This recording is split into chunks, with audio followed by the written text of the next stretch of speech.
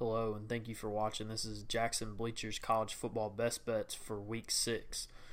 Week 6 kicks off tonight, and that means after Saturday night, a bunch of teams will be halfway through their regular season schedules already. And I can't believe we're almost to the halfway point of the season, but somehow it's already October. So going back to last week, we had a pretty good week. We were 4-1, including the two games I added early Saturday morning on Twitter, which you can follow at Jackson Bleacher on Twitter for any kind of updates between now and Saturday. But I added two Saturday morning, so that 4-1 week last week brings us to 13-5-1 on the season.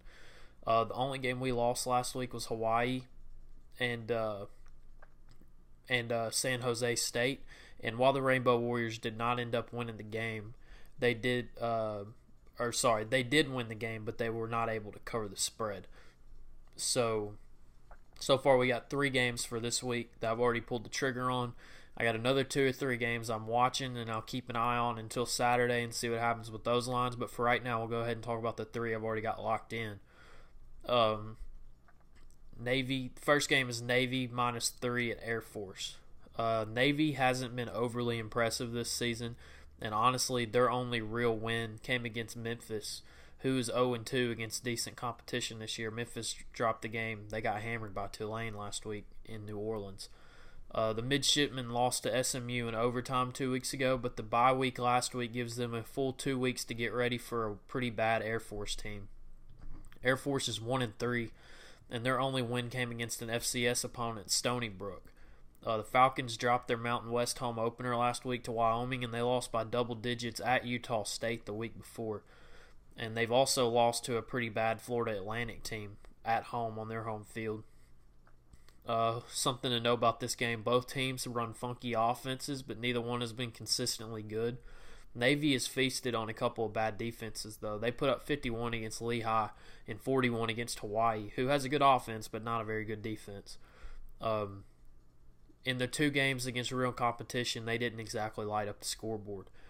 Air Force is coming off their season low in points scored last week against Nevada, and even the Falcons' best offensive game this year, which was Stony Brook, they were only able to manage 38 points, again, against an FCS Stony Brook.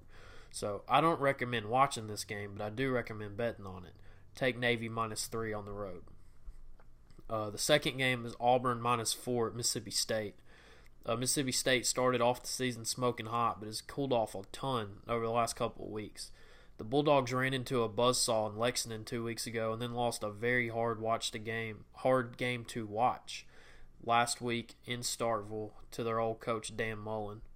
Auburn doesn't exactly look awesome either, or at least not last week. They had to survive a home game against Southern Miss, but to be fair to the Tigers, they had to wait out a painfully long lightning delay.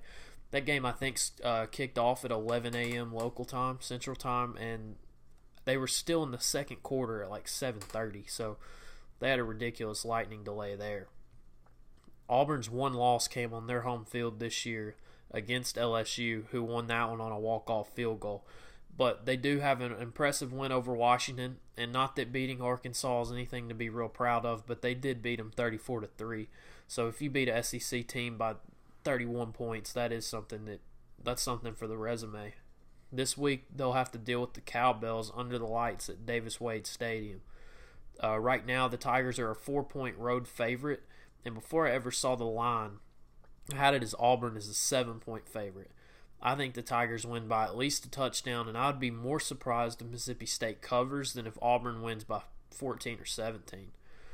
The Bulldogs are not a bad team, but they need to start playing to their strengths. Nick Fitzgerald is more of a threat with his legs than with his arms, and until Joe Moorhead gets his style of quarterback to Starkville, he needs to adjust to Fitzgerald's style of play. This is the 3rd game of a season-defining stretch for them, and they need to get it turned around fast. Even after Auburn leaves to start Vegas, Mississippi State still has to host Texas A&M, and they'll have to travel to Baton Rouge and Tuscaloosa before the season's over. They do have a little bit of a break. I know that they play, I don't remember who that weak team is, but I think they either have a group of 5, a bad team out of the group of 5, or an FCS opponent before they go to Alabama, but they still have a brutal schedule to end the season. I don't think Auburn is completely deserving of their top 10 ranking, but I do think they're more than 4 points better than Mississippi State. Take the Tigers -4 on the road. And then the last game so far, I'll probably add more before Saturday, but the last game so far is Stanford -5.5 versus Utah. This is going to be the really late game Saturday, the 9:30 Central Time game. Game will be at Stanford. Both teams are coming off of road losses. Stanford just got smoked on their cross-country trip to Notre Dame, and Utah lost a close one to Washington State last week. Before last Saturday, the Cardinal was a perfect 4-0 with the huge comeback victory in Eugene, Oregon. Now it was 2 weeks ago, but it was the week before their last game. Stanford opened up with a Thursday night win against a pretty good San Diego State team, and then followed it up with a 2-touchdown win over USC. Utah is 2-2 and is yet to beat an even halfway decent opponent. The Utes crushed Weber State on opening weekend, and they barely survived against one of the worst teams in all of FBS. That would be Northern Illinois. In their 2 Pac-12 games this year, Utah lost 21-7 on their home field against Washington and fell 28-24 in Pullman last week to the Cougars of Washington State. Neither team has been extremely impressive yet in 2018, but at least Stanford looks like a team that's capable of having a good season. They look like a team that's capable of going on a run and competing for the Pac-12 North, where Utah hasn't shown any indication of being able to beat a halfway decent Pac-12 team, especially on the road. And with that, Stanford's not even a touchdown favorite at night on their home field, and they look like the much better team. They should cover that 5.5 easily, and I kind of expect that line to move a lot before kickoff. That's the late game Saturday night, so I see that game moving a lot. But to go back over it one more time, we got Navy -3 at Air Force, Auburn -4 at Mississippi State, and Stanford -5.5 against Utah. So try to improve on the season.